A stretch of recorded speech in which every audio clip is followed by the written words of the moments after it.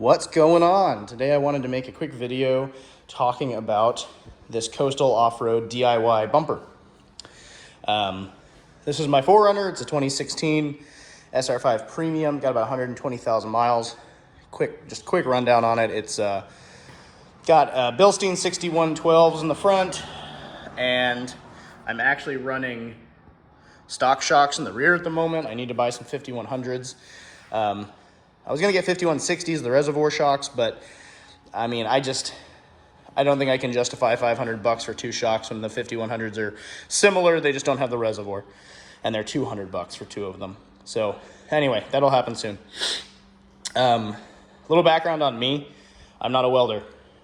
I am actually a mechanic. I worked for Lexus for a while. I was a Lexus master tech, and then I left to go become a teacher.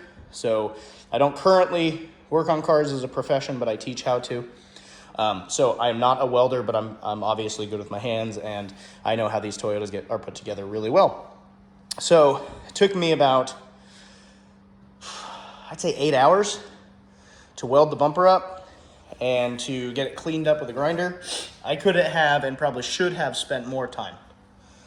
I had a camping trip coming up, and I really wanted the bumper on, put the winch on. So, you can see here some grind lines aren't perfect. And this is the worst one. There's a little divot that's not quite full of weld. I will fix that and fill it with weld, drill it out, make it smooth, and then fill it with weld. But I haven't done it yet because every single time I think about it or I have free time, I'm about to go camping.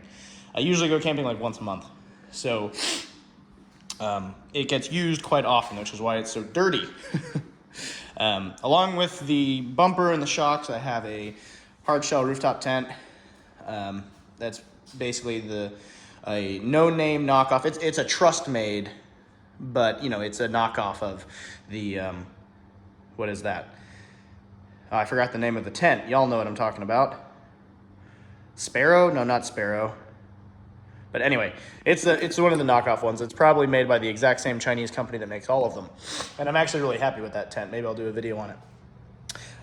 Like I said, it took me about 8 hours to put the bumper together and weld it up. I do not have lights in it yet. I will at some point. I have the Badland ZXR 12,000, the new version, with synthetic line that I added.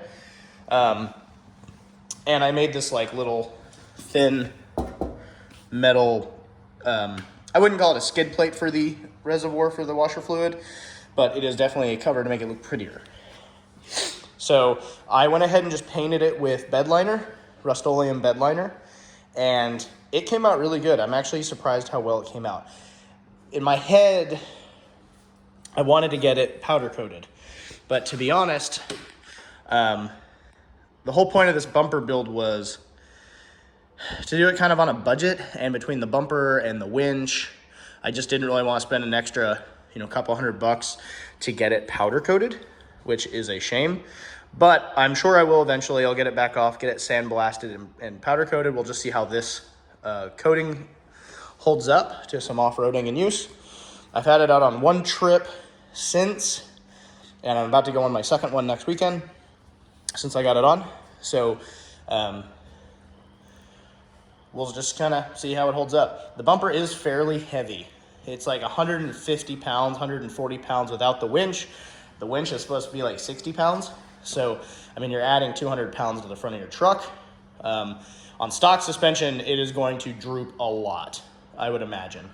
I have the upgraded, the Bilstein 6112s on the front with taller springs, and it is noticeable that it's drooped a little bit front to rear, if you can tell. But it's not bad. It looks fine, I think. And also, the way it rides. It is definitely softer in the front with all that extra weight, but it still drives fine. It handles it just fine. I've had this 4Runner for about, just over a year. And overall, I've been really happy with it. The vehicle I had before this was a single cab Tacoma, 5-speed manual, 4-wheel drive, an '09. And I loved that truck as well. However, it was a base, had crank windows, it was a single cab, no space. And so I didn't really put tons of aftermarket parts into it just because I knew I wasn't going to keep it. So now with the 4Runner, I'm really wanting to do some more with it. I got that bumper I'm going to probably do the 4Runner rear bumper. Coastal Off-Road does make a rear bumper, but it looks very heavy, and it looks like a lot more than I need. I don't want to do a tire swing out and all that. I don't do hardcore enough off-roading to warrant that. If I ever get a flat on the trail, I should be able to move to a spot where I can get my spare tire out from the bottom. Anyway, I'm kind of rambling. As far as this front bumper goes, the hardest part, I would say, about building it was getting everything lined up right. I did it by myself. Occasionally had my fiance come out and hold something for me, but obviously, she wasn't going to stand out here and hold stuff while I'm welding it together.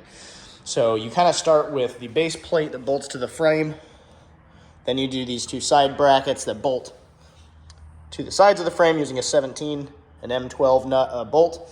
And then these kind of come up. You put the winch plate on, weld that into place, or tack it. I tacked everything first. Put the front plate on. This is the front plate. So all of these flats are all one piece. This came together, which was a big help. From this angle to each side, so the two wings basically, were all individual flat plates that you weld together. So tacked everything together, pulled it off the truck, and welded it all together. It took me about 8 hours total, I would say, to get everything welded up and ground flat or flush. And I did not do the best job, right?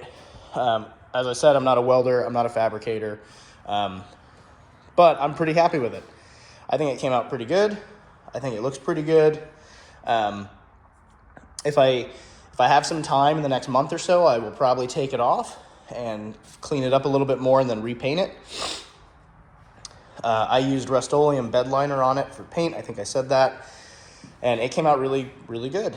It's dirty right now, but like I said, I do a lot of camping and off-roading, so it's going to be dirty more often than not.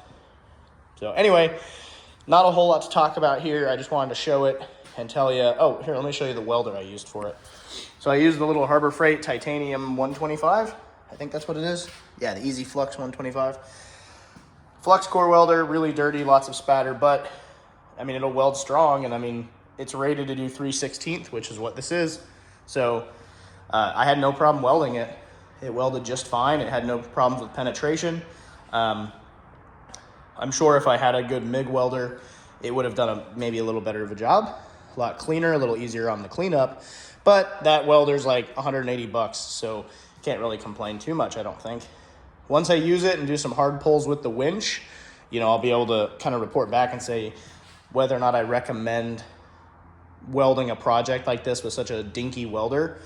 That being said, I did a lot of research before I decided to weld it myself and purchase this bumper on that particular welder, and if it would be able to be a safe recovery point on the vehicle with that welder. I didn't want to weld it and then not be confident in the strength. And I've watched lots of videos. If you do any researching on that welder, it should be able to handle it. So overall, if you have some fabrication skills, you know how to weld, you have a welder, you can do this. It's not necessarily hard, but I would say it is hard to make it look, as good as a factory-made bumper from CBI or something. But that's why it's $699. It comes in a lot lower than those other bumpers. Those things are $1,700 to $2,000 depending on options, maybe even more. So for $699 plus shipping and tax, I'm really happy with it, and I'm hoping it'll serve me well. So anyway, if you have any questions, drop it in the comments section, and maybe I'll do some more videos about the 4Runner and about that tent. And if I get more modifications, I need to get rock sliders. That's probably next on the list. I just can't decide if I'm going to go with the OEM, not really rock sliders from Toyota, or if I'm going to get some actual frame-mounted rock sliders. I haven't quite decided yet. But anyway, thanks for watching. I will catch y'all later.